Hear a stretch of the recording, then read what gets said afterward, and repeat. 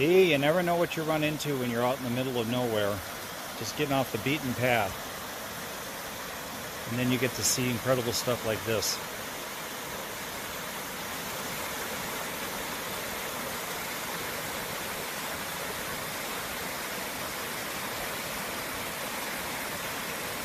Hey guys, I left Eric up in the car because we're trying to get down the hill.